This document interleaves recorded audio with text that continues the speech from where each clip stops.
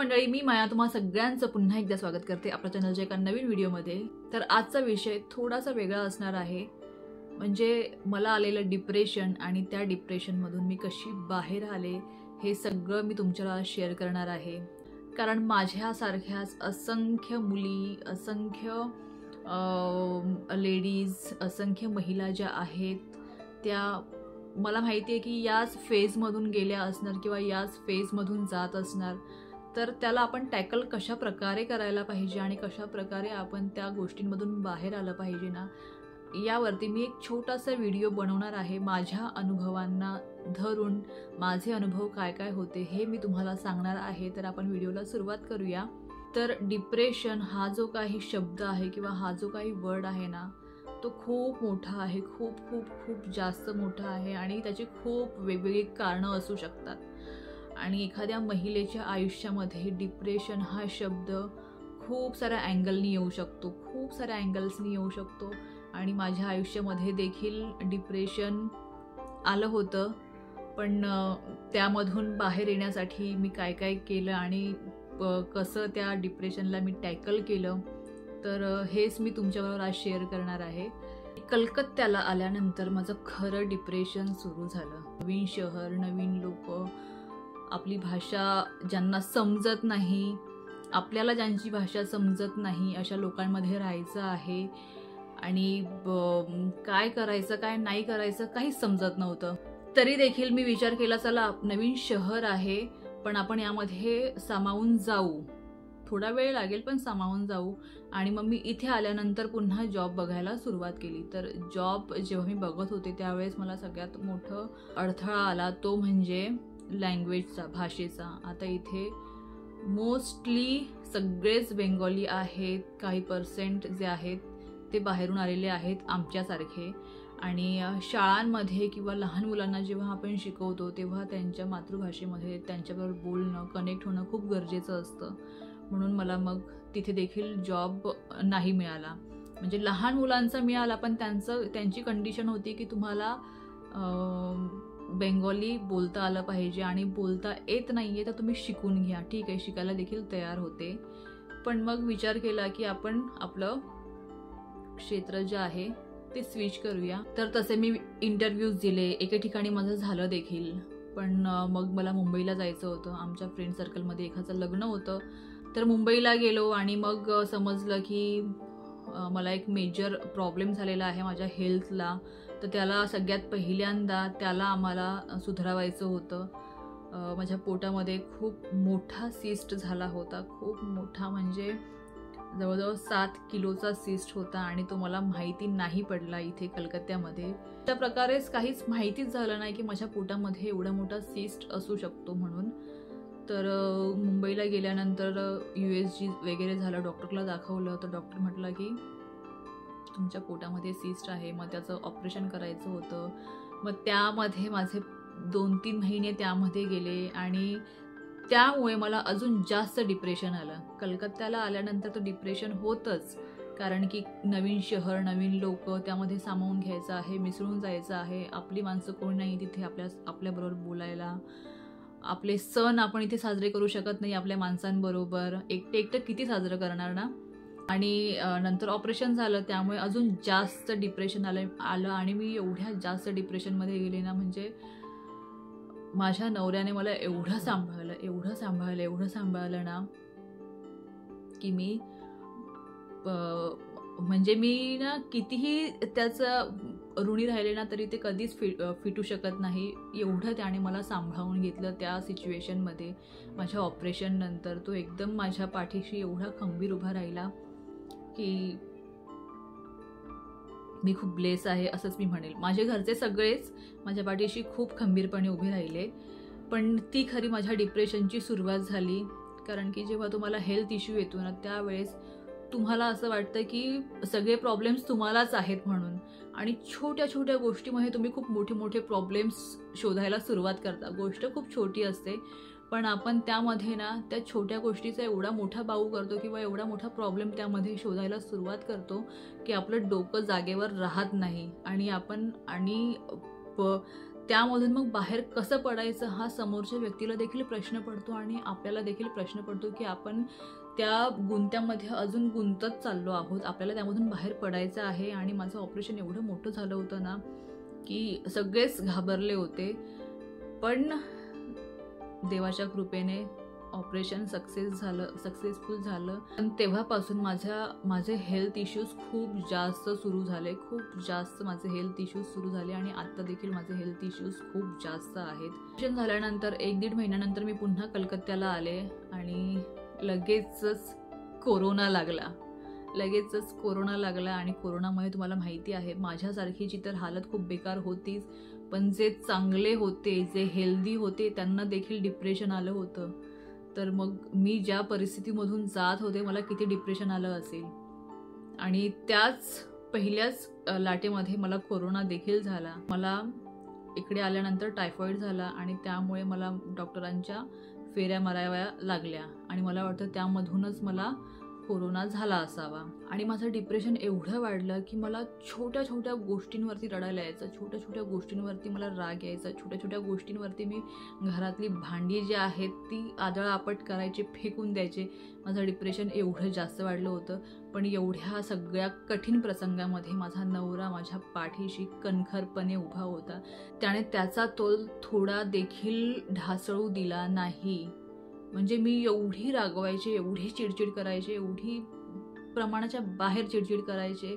कधी कधी तर असं वाटायचं की माझा हात उचलतो की काय एवढ्यापर्यंत देखील जायचं.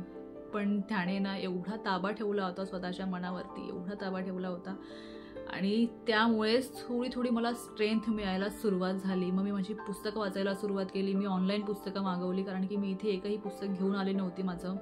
आणि आजूबाजूला सगळे बेंगॉलीज आहेत त्यामुळे मराठीचा प्रश्नच नव्हता. मग मी ऑनलाईन पुस्तकं मागवली, पुलंची पुस्तकं मागवली, त्यानंतर वपूंची पुस्तकं मागवली. ती पुस्तकं वाचायला सुरुवात केली आणि थोडं थोडं का होईना मी डिप्रेशनमधून बाहेर यायला सुरुवात झाली.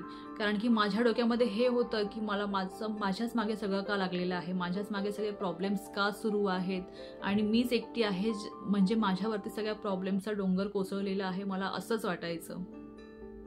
तर पुस्तकांना मी सोबतीला धरलं आणि पुस्तकं वाचायला सुरुवात केली आणि हळूहळू माझं मन जे आहे ते इकडे तिकडे गुंतवायला सुरुवात केली. म्हणजे मग काहीतरी नवीन रेसिपी बनव, पुस्तकं वाच, काहीतरी हाताने मास्क बनव, यामध्ये माझं मी डोकं टाकायला सुरुवात केली. आणि तोपर्यंत बाहेर देखील थोडीफार ओळख झाली होती. म्हणजे मुंबईचेच ट्रान्सफर होऊन आलेले इकडे आहेत, त्यांच्याबरोबर ओळख झाली होती. मग त्यांच्यावर थोडीशी गप्पा गोष्टी मारणं, थोडंसं फ्रेंड सर्कल तयार करणं आणि हळूहळू असं करत ना मी डिप्रेशनमधून बाहेर यायला सुरुवात केली. म्हणजे मी घरामध्ये योगा करायला सुरुवात केली, मी घरामध्ये झुंबा करायला सुरुवात केली, घरामध्ये डान्स करायला सुरुवात केली, वेगवेगळे पदार्थ बनवायला सुरुवात केली, पुस्तकं वाचायला सुरुवात केली आणि आपलं जे मन आहे, डोकं जे आहे ना ते इकडे तिकडे थोडंसं भरकटवायला सुरुवात केली. कारण की खाली मन, खाली डोक्यामध्ये ना म्हणजे जे विचार नाही यायचे ते देखील येतात, जे विचार अस्तित्वात नसतात ते देखील विचार येतात.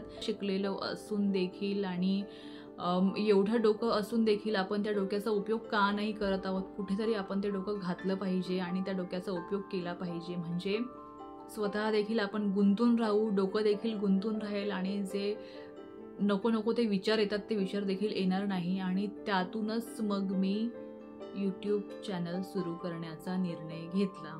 यूट्यूब चॅनल सुरू केल्यानंतर देखील माझे प्रॉब्लेम्स जे आहेत ते थांबले नाहीत. तर सगळ्यात पहिल्यांदा माझे ना खूप सारे असे हॉर्मोनल चेंजेस व्हायला सुरुवात झाली होती. माझे हॉर्मोन्स खूप बिघडायला सुरुवात झाले होते, खूप वरती खाली व्हायला सुरुवात झाले होते. तर मी माझ्या डॉक्टरांना भेटले तर डॉक्टर म्हटले की हॉर्मोन्स जे आहेत ते हॉर्मोन्स खूप वरती खाली होत आहेत. मग त्यांनी मला त्या पिल्सवरती ठेवलं आणि त्यामुळे अजून जास्त माझी चिडचिड व्हायला सुरुवात झाली. म्हणजे एका महिलेच्या शरीरामध्ये एवढे सगळे बदल घडून येतात आणि एवढे सगळे हॉर्मोन्स असतात, त्यामुळे तिची खरंच खूप चिडचिड होते. चिडचिड होणं साहजिक आहे. ती खूप डिप्रेशनमध्ये जाते पण ती सांगू शकत नाही. मग ती कशामधून व्यक्त होते तर ती चिडचिडीमधून व्यक्त होते, ती भांडे आदळापट करून व्यक्त होते, ती रडून व्यक्त होते किंवा ती शांत बसून व्यक्त होते. पण हे जेव्हा आपण आपली कोणी प्रिय व्यक्ती असते किंवा आपल्याला कोणी समजून घेणारी व्यक्ती असते, तिच्याजवळ आपण जेव्हा शेअर करतो, आपलं मन हलकं करतो ना, तेव्हा आपण डिप्रेशनमधून म्हणजे डिप्रेशनपर्यंत आपण पोहोचतच नाही. त्यामुळे आपल्याजवळ असं कोणीतरी असलं पाहिजे की जिच्याबरोबर आपण सगळं काही शेअर करतो. आणि माझ्याजवळ माझा नवरा आहे, ज्याच्याबरोबर मी सगळं काही शेअर करू शकते आणि माझं मन हलकं करू शकते.